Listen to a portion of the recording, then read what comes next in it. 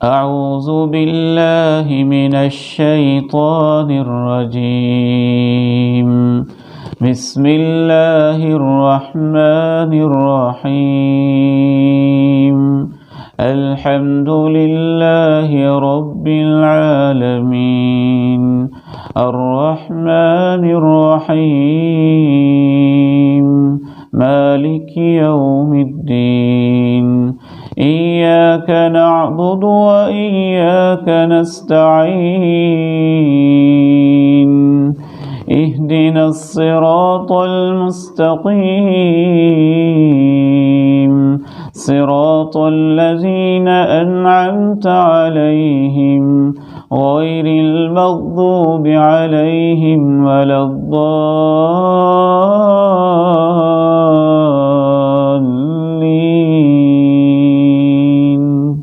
آمین.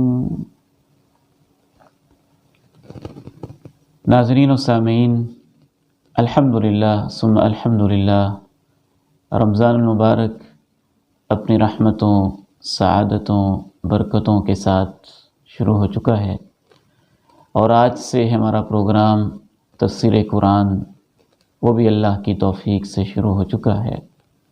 آئیے آج پہلے دن ہم سورہ فاتحہ کی تفسیر سیکھیں گے۔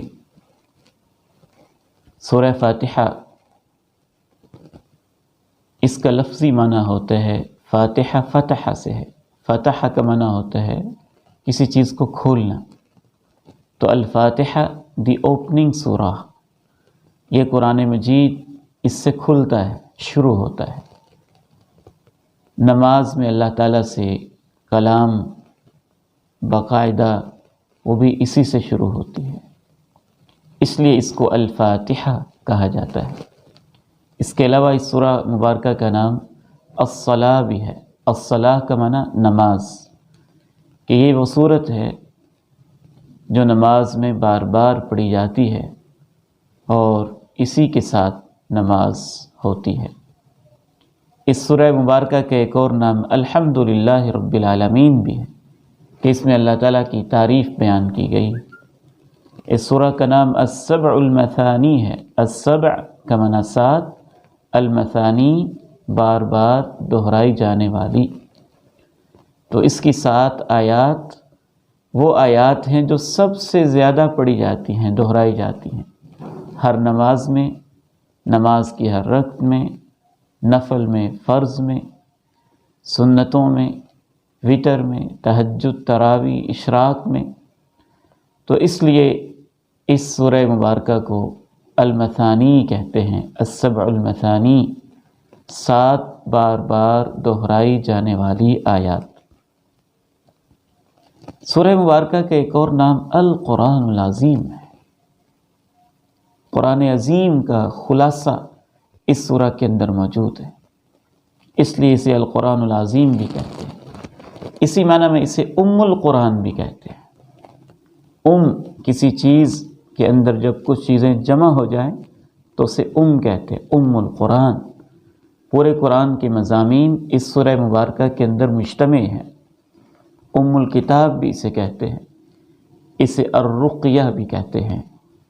انسانی تاریخ میں دم کے لیے جتنے بھی کلمات ہیں، ان میں سب سے زیادہ جامع، مؤثر، افیکٹو کلمات یہی ہیں، اس لیے اس سورہ مبارکہ کو الرقیہ بھی کہتے ہیں، دم والی صورت۔ اس کی 7 آیات ہیں۔ اس میں البتہ اختلاف پایا جاتا ہے کہ 7 آیات کس طرح سے ہیں۔ بعض علماء کے نزدیک پہلی آیہ مبارکہ بسم اللہ الرحمن الرحیم ہے، اور بعض علماء کے نزدیک بسم اللہ الرحمن الرحیم اس سورہ مبارکہ کی مستقل آیہ مبارکہ نہیں ہے۔ تو ان کے نزدیک الحمدللہ رب العالمین پہلی آیت، الرحمن الرحیم دوسری آیت، مالک یوم الدین تیسری آیت، ایاک نعبد و ایاک نستعین چوتھی، اہدنا الصراط المستقیم پانچویں، صراط الذین انعمت علیہم چھٹی ہے، اور غیر المغضوب علیہم ولا الضالین یہ 7ویں آیت ہے۔ تو سب سے پہلے اس سورہ مبارکہ کا ترجمہ میں آپ کے سامنے رکھتا ہوں، اور اس کے بعد اس کے فضائل، اور اس کے بعد ایک ایک آیت کے حساب سے اس کی تفسیر آپ کے سامنے پیش کی جائے گی۔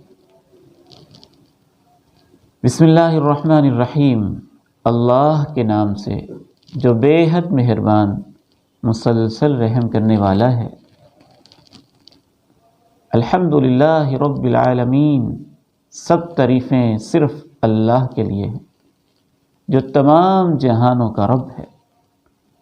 الرحمن الرحیم، بے حد مہربان مسلسل رحم کرنے والا۔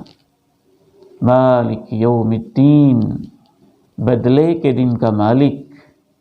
ایاک نعبد و ایاک نستعین، صرف تیری ہی ہم عبادت کرتے ہیں اور صرف تجھی سے ہم مدد مانگتے ہیں۔ اہدنا الصراط المستقیم، تو ہمیں سیدھی راہ دکھا۔ صراط الذین انعمت علیہم، ان لوگوں کا راستہ جن پر تیرا انعام ہوتا رہا۔ غیر المغضوب علیہم ولا الضالین، جو غضب یافتہ نہیں ہیں اور بھٹکے ہوئے نہیں ہیں۔ آمین۔ اے اللہ ہماری اس مناجات کو قبول فرما لے۔ یہ سورہ اتنی عظیم ہے کہ جس طرح سے بعض انبیاء کو ایک دوسرے پر فضیلت حاصل ہے، جگہوں کو فضیلت حاصل ہے، انسانوں کو فضیلت حاصل ہے، قرآن مجید کی بعض صورتوں کو دیگر صورتوں پر بھی فضیلت حاصل ہے۔ اس لحاظ سے قرآن مجید کی سب سے عظیم صورت سورہ فاتحہ ہے، اور سب سے عظیم آیت آیت الکرسی ہے۔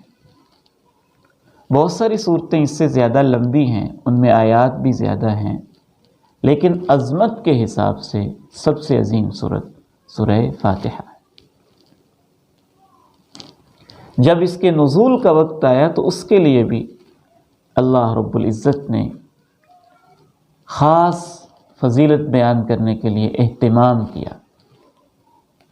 اس حوالے سے کیا کیا فضائل ہیں، چند احادیث میں آپ کے سامنے رکھتا ہوں۔ سب سے پہلی حدیث یہ صحیح مسلم میں ہے، حضرت عبداللہ ابن عباس رضی اللہ تعالی عنہما بیان کرتے ہیں کہ جبریل امین نبی کریم علیہ السلام کے پاس بیٹھے ہوئے تھے۔ اذ سمع نقیزا، انہوں نے زوردار آواز اس طرح کی سنی جیسے دروازے کے کھلنے کی آواز ہوتی ہے۔ جب وہ آواز سنی تو جناب جبریل نے رفع رأسہ، اپنا سر آسمان کی طرف اٹھایا اور کہا، ھذا باب من السماء فتح اليوم لم یفتح قط۔ اے اللہ کے پیارے نبی علیہ السلام، آج آسمان کا ایسا دروازہ کھلا ہے جو اس سے پہلے کبھی بھی نہیں کھلا تھا، الا اليوم، صرف آج کھلا ہے۔ فنزل منہ ملک، ایک فرشتہ اترا۔ جبریل امین نے کہا، ھذا ملک لم ینزل الی الارض قط، یہ وہ فرشتہ اترا ہے جو آج سے پہلے زمین پہ کبھی نہیں آیا، صرف آج آیا۔ اس فرشتے نے آ کے اللہ کے پیارے نبی علیہ السلام کو سلام کہا اور کہا، ابشر بنورین، اے محبوب کائنات صلی اللہ علیہ وسلم، آپ کو مبارک ہو کہ اللہ نے آپ کو دو نور دیے ہیں جو آج سے پہلے اور آپ سے پہلے کسی نبی کو نہیں دیے گئے۔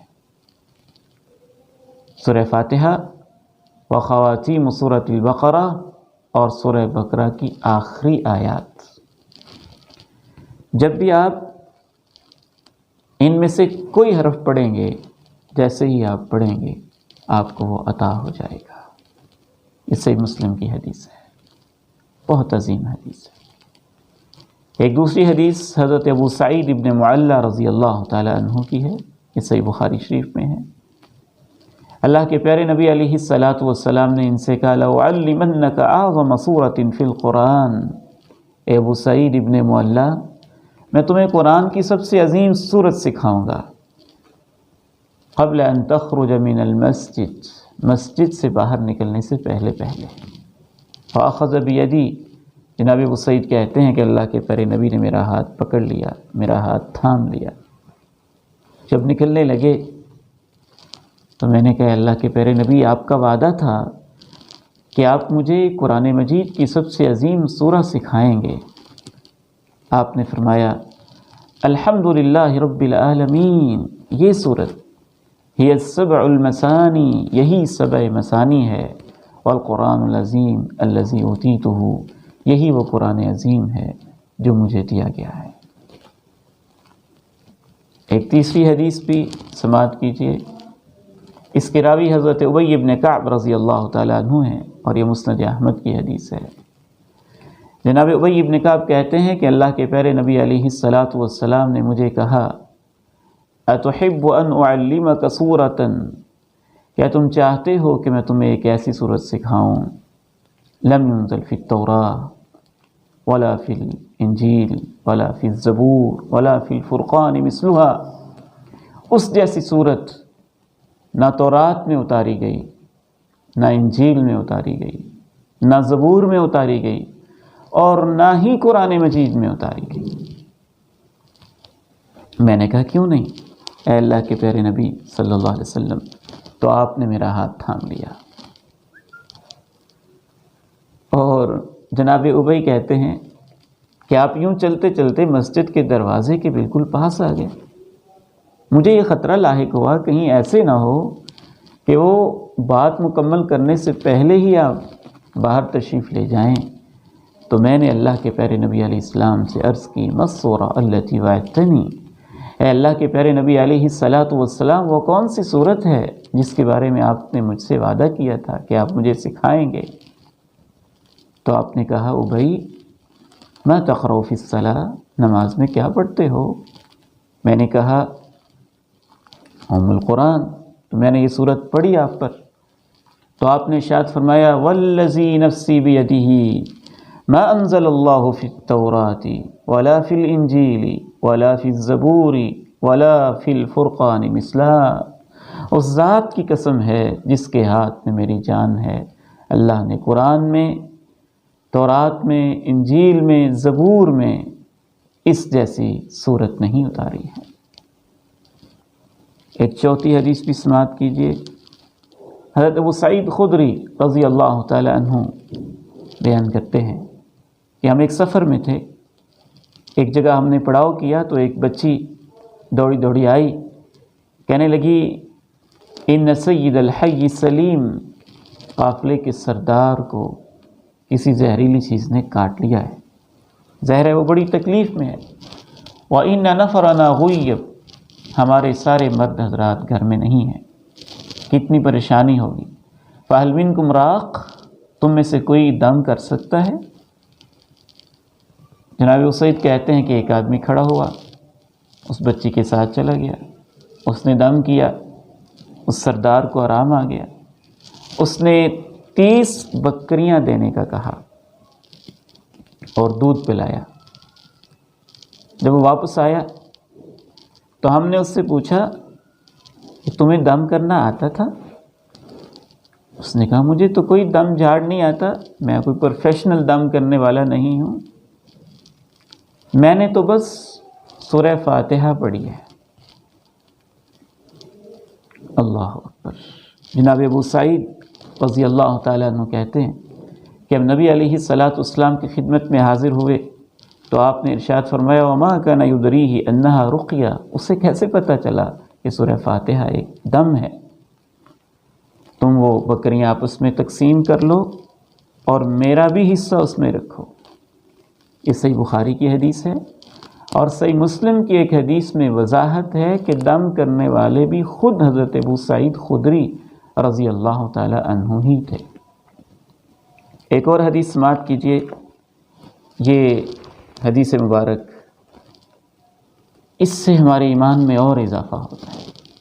حضرت خارجہ بن سلط رضی اللہ تعالی عنہ کہتے ہیں کہ میرے چچا اللہ کے پیارے نبی علیہ الصلاۃ والسلام کے پاس آ کے انہوں نے اسلام قبول کیا، واپس آ رہے تھے، ایک قوم کے پاس سے گزرے بڑا عجیب منظر تھا. رجل مجنون موثق بالحدید، ایک دیوانہ انسان تھا اور زنجیروں کے ساتھ اسے باندھا ہوا تھا. آپ اندازہ کیجئے کہ اس کی دیوانگی اور پاگل پن کا کیا عالم ہوگا. فقال اہلہ، تو اس کے گھر والوں نے کہا کہ ہمیں یہ پتہ چلا ہے کہ تمہارا یہ جو ساتھی ہے یہ بڑی خیر لے کے آیا ہے، تو کیا تم میں سے کوئی شخص ہے جو ہمارا علاج کر سکے ہمارے اس مریض کا؟ تو انہوں نے اس کو دم کیا سورہ فاتحہ پڑھ کے. فبرأ، اور اس کے ساتھ ہی وہ انسان بالکل ٹھیک ٹھاک اور تندرست ہو گیا. انہوں نے ان کو 100 بکریاں دیں. کہتے ہیں پھر میں نبی علیہ الصلوۃ والسلام کے پاس آیا اور میں نے آپ کو یہ سارا واقعہ سنایا. تو آپ نے پوچھا کہ کیا آپ نے سورہ فاتحہ کے علاوہ بھی کچھ پڑھا تھا؟ اس نے کہا نہیں. حدیث کے سیاق و سباق سے یوں معلوم ہوتا ہے کہ ان کو یہ ڈاؤٹ ہو رہا تھا کہ مجھے یہ 100 بکریاں لینی چاہیے کہ نہیں، میرے لیے جائز ہیں یا ناجائز. تو آپ نے ارشاد فرمایا خذھا، آپ یہ لے سکتے ہو. فلعمری لمن اکل برقیۃ باطل لقد اکلت برقیۃ حق، لوگ تو غلط دم کر کے لوگوں کا مال اڑاتے ہیں اور تم نے تو حق دم کیا ہے، بہترین دم کیا ہے. یہ سنن ابی داؤد کی حدیث ہے. ایک چھٹی حدیث. تو گویا ان احادیث سے تو یہ معلوم ہوتا ہے سورہ فاتحہ کا اور شفاؤں کا، بیماریوں کا بڑا گہرا تعلق ہے. آج کل کے ماحول میں بھی کرونا وائرس سے لوگ خوف زدہ ہیں. آپ سورہ فاتحہ کی تلاوت کریں، اس کا اپنے آپ کو دم کریں. اللہ جانتا ہے کہ اس سورہ میں اللہ نے وہ تاثیر رکھی ہے جن کے ہاں 20-20 سال سے اولاد نہیں ہو رہی تھی. والد محترم ان کو اسی سورہ کا دم بتاتے تھے اور اسی سال جس سال وہ دم شروع کرتے اللہ ان کو اولاد کی نعمت سے نوازتا رہا. ایک نہیں 10 کیسز میرے علم میں ہیں. میرے ایک دوست کینسر کے مریض تھے، ان کو بھی میں نے یہ سورہ فاتحہ بتائی، اللہ نے ان کو شفا نصیب فرمائی. والدہ محترمہ دل کی مریضہ تھیں، ان کو میں سورہ فاتحہ ہی کا دم کرتا اور اللہ ان کو آرام و راحت دیتا.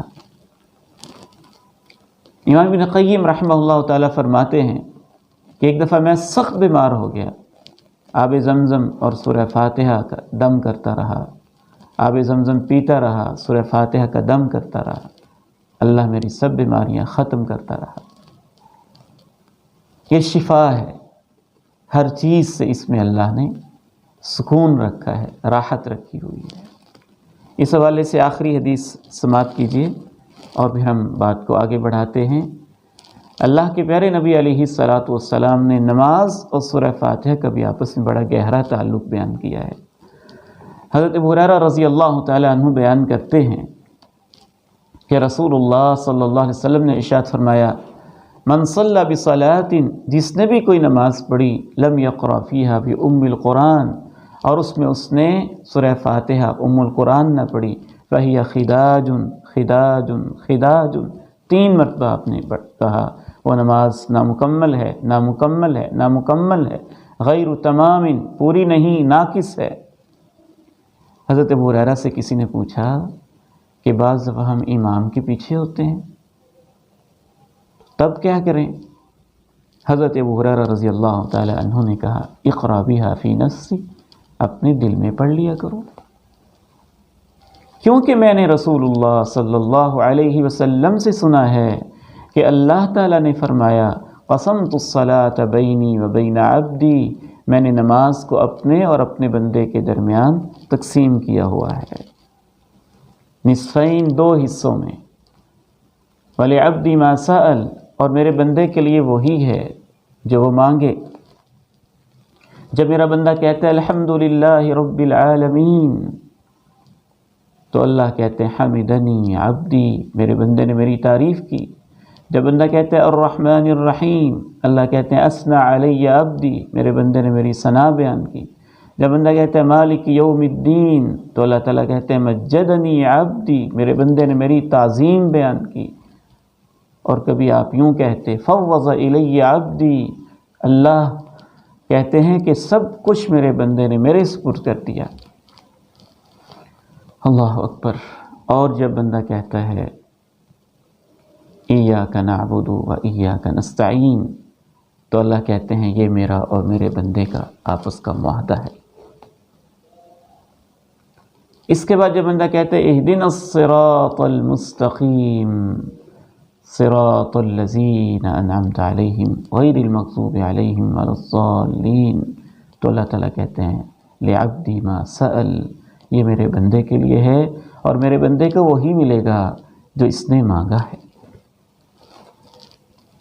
اسی لیے ہمارے رجحان کے مطابق سورہ فاتحہ کے بغیر کوئی نماز نہیں ہوتی، کیونکہ رسول اللہ صلی اللہ علیہ وسلم نے ارشاد فرمایا لا صلاۃ لمن لم یقرأ بفاتحۃ الکتاب، اس آدمی کی کوئی نماز نہیں ہے جو سورہ فاتحہ نہیں پڑھتا ہے۔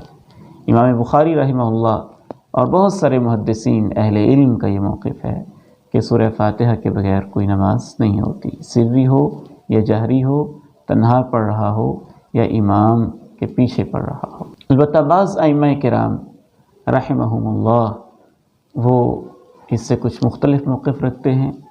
امام ابو حنیفہ رحمہ اللہ فرماتے ہیں کہ امام کے پیچھے سورہ فاتحہ پڑھنے کی ضرورت نہیں ہے، جبکہ امام مالک رحمہ اللہ کا یہ قول ہے کہ جہری نمازوں میں امام کے پیچھے سورہ فاتحہ نہ پڑھی جائے اور سری نمازوں میں پڑھ لی جائے۔ امام ابن تیمیہ کا بھی یہی موقف ہے، لیکن واللہ عالم ہمیں جس پر اطمینان ہے وہ اللہ کے پیارے نبی علیہ الصلاۃ والسلام کا یہ فرمان بہت اہم اور جامع ہے۔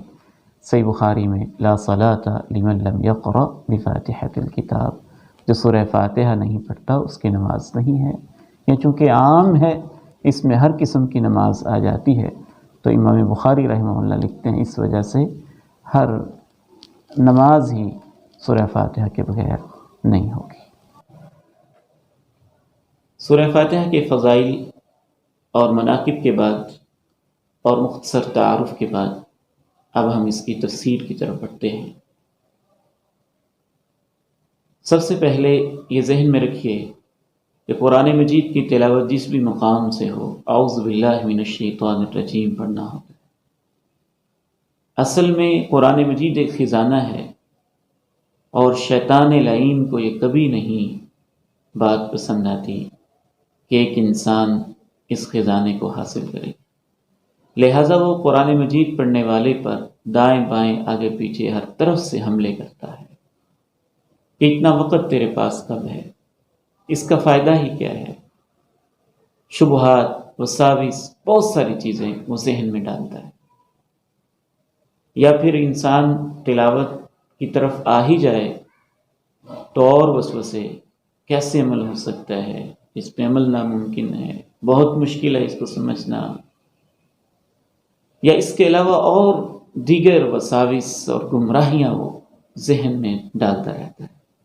اس لیے اللہ تعالیٰ نے کہا فَإِذَا قَرَأْتَ الْقُرْآنَ فَاسْتَعِذْ بِاللَّهِ مِنَ الشَّيْطَانِ الرَّجِيمِ، کہ آپ جب بھی قرآن کی تلاوت کیجئے تو شیطان رجیم سے اللہ کی پناہ میں آ جائیے، اللہ کی پناہ طلب کیجئے۔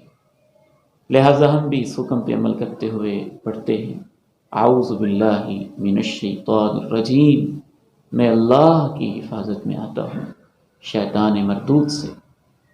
بسم اللہ الرحمن الرحیم، اللہ کے نام سے جو بے حد مہربان مسلسل رحم کرنے والا ہے۔ بسم اللہ اسلامی کلچر، اسلامی ثقافت، اسلامی تہذیب کی ایک عظیم شناخت ہے۔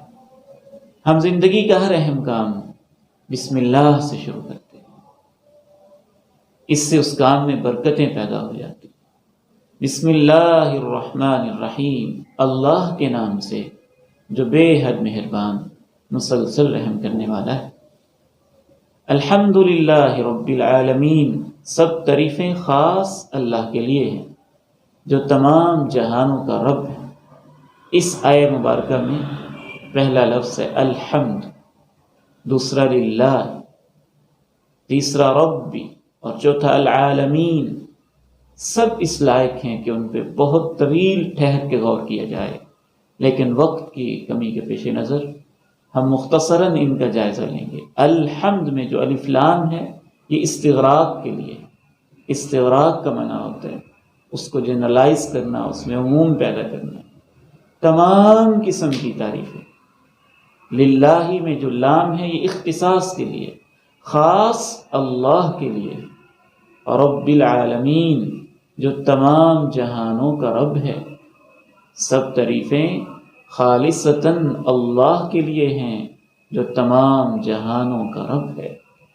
یہ انسانی فطرت کی پکار ہے، فطرت سلیمہ کی آواز ہے۔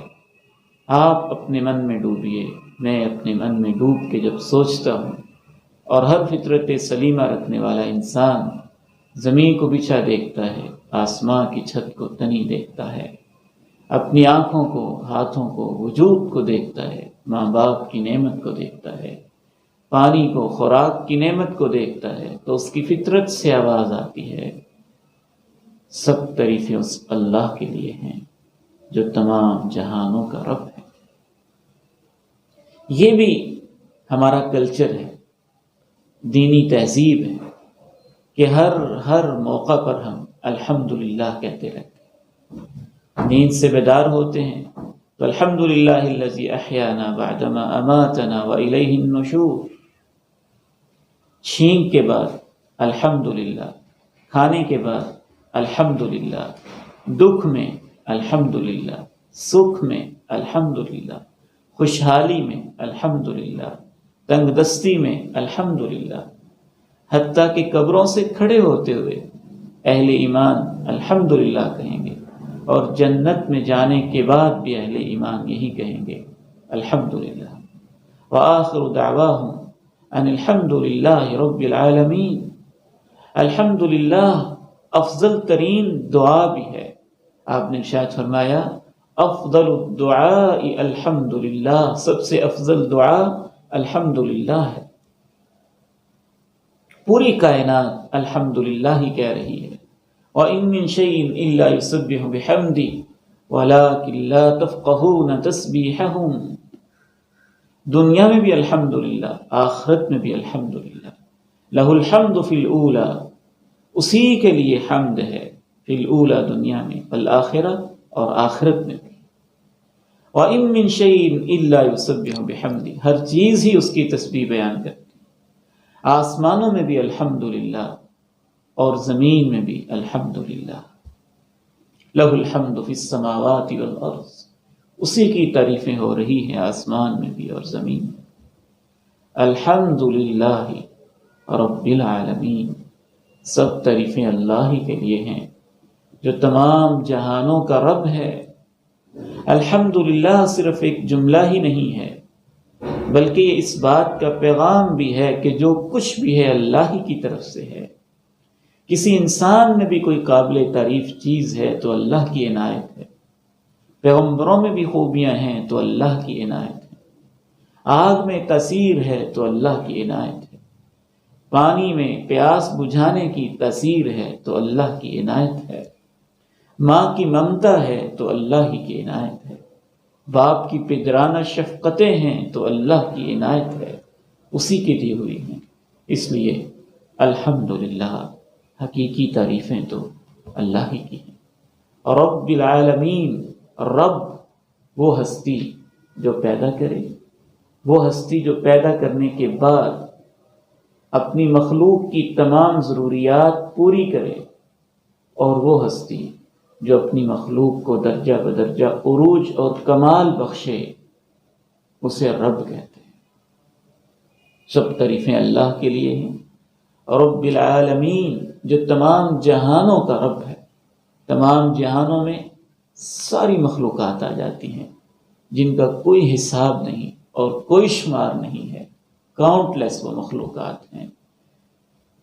ہر مخلوق کا ایک اپنا جہاں ہے، بری مخلوقات، بحری مخلوقات، فضائی مخلوقات، انسان، جنات، پھر انسانوں میں سے بچوں کا اپنا جہاں، بڑوں کا اپنا جہاں، مردوں، عورتوں کا اپنی اپنی ان کی ایک دنیا، سب جہانوں کا پالنے والا، پیدا کرنے والا، عروج دینے والا، کمال تک پہنچانے والا، اور ہر مرحلے میں ہر ضرورت کو پورا کرنے والا۔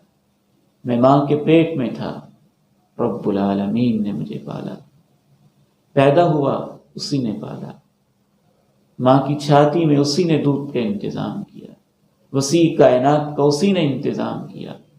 جنتوں میں میری اور آپ کی ہستی کو انشاءاللہ جب وہ کمال عروج تک پہنچائے گا تو یہ اسی کی ربوبیت کاملہ کا کامل مظہر ہوگا۔ الحمدللہ رب العالمین۔ دوسری آیت مبارکہ ہے الرحمن الرحیم، بے انتہا مہربان، مسلسل رحم کرنے والا۔ الرحمن مبالغہ کا صیغہ ہے، کسی چیز کے اندر اس کی بہت زیادہ کثرت کو بیان کرنا اور اس کی تکثیر کا اظہار کرنا، اس کے لیے عربی زبان میں فعلان کا ایک فارم جو ہے صیغہ استعمال ہوتا ہے۔ عطشان بہت زیادہ پیاسا، جوعان بھوک جس کی انتہاؤں کو پہنچی ہوئی ہو، نومان جو نیند میں مست اور اس کی نیند اپنی آخری حدوں کو چھو رہی۔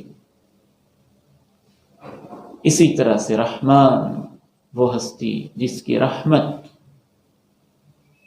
بے انتہا ہو، اس کا کوئی حد و حساب نہ ہو، اور پورے جوش میں۔ عموماً جو چیز جوش میں ہوتی ہے وہ کچھ دیر کے لیے ہوتی ہے اور اس کے بعد اس میں ٹھہراؤ آ جاتا ہے یا وہ ختم ہو جاتا ہے۔ تو اللہ رحمان ہے، اس کی رحمت جوبن پہ ہے، جوش میں ہے۔ الرحیم، لیکن وہ ختم نہیں ہوتی، مسلسل جاری رہنے والی ہے۔ ایک فقیر آپ کے دروازے پہ آئے تو آپ قسم پرسی کے عالم میں دیکھ کے آپ کے اندر رحمت کے جذبات اور جوش امڑ آتا ہے، اور آپ چاہتے ہیں کہ اس کے ساتھ ہر طرح کی خیر خواہی کریں۔ اگلے دن آئے تو رحمت کا جذبہ کم ہو جاتا ہے، دوبارہ آئے تو آپ کے اندر وہ جوش اور کم ہو جاتا ہے، اور آہستہ آہستہ مان بڑھ جاتا ہے۔ الرحمن الرحیم، لیکن اللہ کی ہستی وہ ہے کہ اس کی رحمت جوبن پہ بھی رہتی ہے اور مسلسل رہتی ہے، دائمی رہتی ہے، ابدی رہتی ہے، دنیا میں بھی آخرت میں بھی۔ ہر لمحے اس سے مانگیں وہ رحمان و رحیم، ساری کائنات مانگے وہ رحمان و رحیم۔ اس کی رحمت کائنات کے ذرے ذرے پہ چھائی ہوئی ہے۔ میں اگر انسان ہوں تو اس کی رحمت، یہ زمین ٹھہری ہے تو اس کی رحمت، آسماں ہے تو اس کی رحمت، کائنات میں اگر عذاب اس کے مسلسل نہیں آ رہے تو اس کی رحمت، ہم بچے ہوئے ہیں تو اس کی رحمت۔ اگر اس کی رحمت نہ ہو تو ہم تو اتنے خطا کار ہیں کہ پل بھر کے اندر پوری کائنات ہمارے گناہوں کی وجہ سے ختم ہو جائے۔ وَلَوْ يُؤَاخِذُ اللَّهُ النَّاسَ بِمَا كَسَبُوا مَا تَرَكَ عَلَىٰ ظَهْرِهَا مِن دَابَّةٍ، کچھ نہ بچے، کوئی جاندار مخلوق نہ بچے۔ الرحمن الرحیم، اور اس کائنات میں اس نے اپنی رحمت کا ایک حصہ اتارا ہے، 99 حصے قیامت کے دن کے لیے محفوظ ہیں۔ یہ پوری کائنات اور اس کی نعمتیں اس کی رحمت کا معمولی سا مظہر ہے، اور اس کا آخری اظہار جنتوں میں ہوگا۔ وہاں سلامتی ہی سلامتی، برکتیں ہی برکتیں، رحمتیں ہی رحمتیں۔ وہ اتنا رحمان و رحیم ہے کہ اس نے عرش معلیٰ پہ لکھا ہوا ہے، اپنے پاس محفوظ رکھا ہوا ہے، ان رحمتی سبقت غضبی، میری رحمت میرے غصے سے ہمیشہ آگے نکل جائے گی۔ وہ اتنا رحمان و رحیم ہے کہ جو فرشتے اس کے عرش کو اٹھائے ہوئے ہیں وہ بھی یہی کہہ رہے ہیں، ربنا وسعت کل شیء رحمتا وعلما، اے ہمارے رب ہر چیز پہ تیری رحمت چھائی ہوئی ہے، تیرا علم چھایا ہوا ہے، اس کی رحمت کی نہ کوئی حد ہے نہ کوئی حساب ہے، اس کی مہربانیاں، اس کی رحمتیں بہت بہت زیادہ ہیں، اس قدر زیادہ ہیں کہ وہ تو جو لوگ جہنم میں داخل ہو چکے ہوں گے اپنے گناہوں کی وجہ سے، ان کے اوپر بھی رحم کرے گا، اور ایک وقت آئے گا کہ ان گناہگاروں کو گناہوں کی سزا دینے کے بعد وہاں سے نکال لے گا۔ اس کا اگر تذکرہ کیا جائے رحمتوں کا تو شاید یہ موضوع اس قدر طویل اور وسیع ہو جائے کہ انسان اس پہ اش بھی کر اٹھے، اس کے ایمان میں تازگی بھی آ جائے۔ اس کی رحمتوں کا ایک اظہاریہ یہ بھی ہے کہ اس کے لیے سوچے بھی تو اس کا ثواب دیتا ہے، بولیں بھی تو ثواب دیتا ہے، قدم بھریں تو ثواب دیتا ہے، آنکھ سے آنسو بھی گرائیں تو ثواب دیتا ہے، ہاتھ بھی اٹھائیں تو ثواب دیتا ہے۔ یہ دین رحمت ہے، یہ پیغمبر رحمت للعالمین ہے، ہمارا رب ارحم الراحمین ہے، اس کا تعارف الرحمن الرحیم ہے۔ قرآن مجید کی ہر سورت کا آغاز بسم اللہ الرحمن الرحیم ہے، لیکن وہ رحمت اس پہ کرتا ہے جو اپنے دل میں بندوں کے لیے رحم پیدا کرتا ہے۔ ارحموا من فی الارض یرحمکم من فی السماء، تم زمین والوں پہ رحم کرو، آسمان والا تم پہ رحم کرے گا۔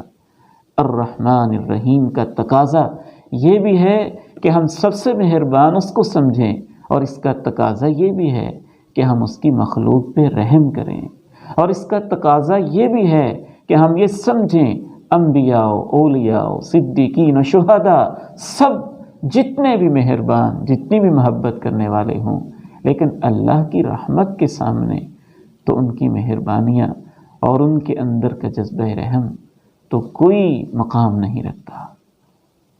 الرحمن الرحیم، مانگیں تو اسی رحمان سے، جھولیاں پھیلائیں تو اسی رحمان کے آگے۔ میں انہی الفاظ پہ اکتفا کرتا ہوں، وقت کافی گزر چکا ہے۔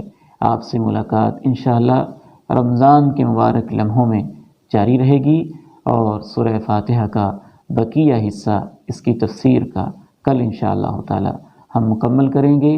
آپ کوئی بھی تجویز دینا چاہیں، کوئی آپ کی طرف سے ریکمنڈیشن ہو، اس موضوع کے متعلق آپ کوئی سوال کرنا چاہیں اس ٹاپک سے ریلیٹڈ یا تفسیر کے حوالے سے، تو آپ کمنٹس میں لکھ سکتے ہیں۔ انشاءاللہ تعالی جس حد تک ممکن ہوگا ہم اس کی روشنی میں آگے بڑھیں گے، آپ کی تجاویز کو اہمیت دیں گے انشاءاللہ تعالی۔ اللہ تعالیٰ سے دعا ہے کہ میرا اور آپ کا تعلق قرآن مجید سے مضبوط فرمائے، اور اللہ تعالیٰ اسے میرے اور آپ کے لیے قیامت کا ذخیرہ اور سب سے بڑا سفارشی بنا دے۔ وآخر دعوانا الحمد للہ رب العالمین۔ السلام علیکم ورحمۃ اللہ۔